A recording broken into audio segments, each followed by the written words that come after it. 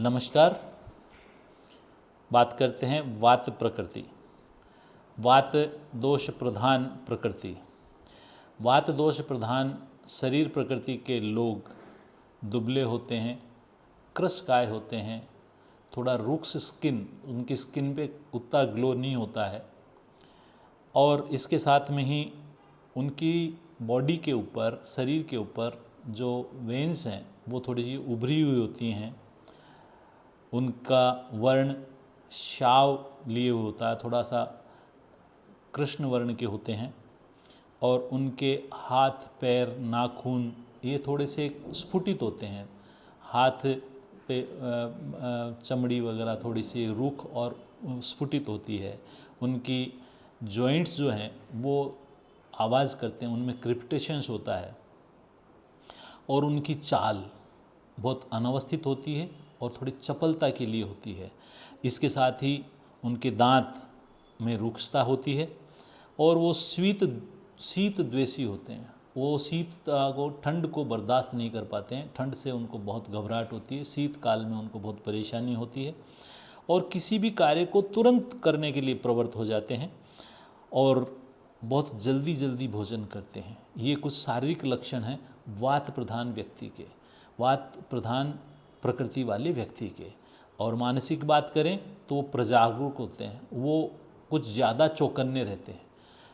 उनकी दृष्टि और चित्त, मन भी चंचल और दृष्टि भी चंचल होती है। अधीर होते हैं, भयभीत रहते हैं, बहुत जल्दी डर जाते हैं और बुद्धि उनकी स्थिर नहीं रहती है, अस्थिर होती है, कभी कुछ सोच रहते हैं, विषमता रहती है। इसी तरीके से उनकी मित्रता वो दृढ़ नहीं होती है। हालांकि उनके मित्रों की संख्या बहुत होती है लेकिन बहुत प्रगाढ़ मित्रता वो नहीं रखते हैं। इसी तरीके से वो असंबद्ध वार्ता भी करते हैं कई बार, कि बिना बात ज़्यादा बोल जाते हैं और थोड़ा क्रोधी किस्म के होते हैं। उनकी स्मृति कम होती है, चल होती है स्मृति, तुरंत भूल जाते हैं और संगीत प्रेमी होते हैं। ऐसे व्यक्ति होते हैं वात प्रकृति के। वात प्रकृति के व्यक्तियों के लिए जो अनुकूल हैं वो देश है अनूप और साधारण देश। जंगल देश में वात प्रकृति के व्यक्तियों को नहीं रहना चाहिए, रूखे प्रदेश में वात प्रकृति को व्यक्तियों को नहीं रहना चाहिए। इसी तरह से अगर ऋतु बात करें तो ग्रीष्म ऋतु चूँकि उष्ण होती है वो उनके लिए अनुकूल होती है और शीत ऋतु और वर्षा ऋतु उनके लिए थोड़ी सी परेशानीदायक होती है। आहार में अगर बात करें तो गर्म और स्निग्ध स्नेहयुक्त तेल का भोजन उनके लिए बहुत उपयोगी होता है। मधुर, अम्ल और लवण जो भोजन में होता है वो उनके लिए ठीक होता है, लेकिन जो कटु तिक्त कषाय जो रस प्रधान द्रव्य उनके लिए ठीक नहीं होते हैं। और मित्रता की बात करें तो कफ प्रकृति के व्यक्ति के साथ इनकी मित्रता अच्छी रहती है, वात प्रकृति के साथ इनकी मित्रता कभी नहीं रहेगी।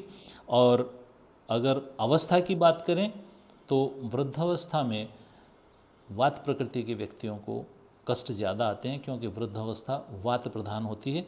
और अहोरात्र की बात करें तो सारे 24 घंटे के दौरान रात्रि का प्रथम प्रहर और दिन का अंतिम प्रहर वात प्रधान होता है। उस समय में इनको बेचैनी या तकलीफ़ होती है और अगर कोई भी शरीर में तकलीफ़ होती है तो वो इस दौरान एग्रीवेट होती है। व्याधियों की बात करें तो जितनी भी शूल प्रधान व्याधियां हैं वो वात प्रकृति के व्यक्तियों को जल्दी होती है, चाहे वो उदर शूल हो, चाहे वो सिरे शूल हो, चाहे कर्ण शूल हो। वेदना से प्रधान, क्योंकि वात के कारण वेदनाएं अधिक होती हैं। पैरों में शून्यता, आर्थराइटिस, ग्रीवास्तंभ, दंतभेद, बाधिर्य, विपादिका, साइटिका, ये कुछ व्याधियां हैं जो वात प्रधान व्यक्तियों को बहुत जल्दी जकड़ लेती हैं। वात प्रधान व्यक्तियों को सलाह दी जाती है कि वो शांत चित्त रहें, धैर्य रखें, अधीरता ना रखें, जल्दबाजी ना करें, मेडिटेशन करें। मेडिटेशन से वात का शमन होता है, कफ की सत्व गुण की अभिवृद्धि होती है, रजगुण इनके लिए ठीक नहीं है। जल्दबाजी ना करें और बहुत बढ़िया है अपने मनोभावों पे नियंत्रण रखना शुरू करें। वात प्रधान व्यक्ति कई बार अनाप शनाप कहीं बोल देते हैं, वो उनके लिए बहुत घातक होता है।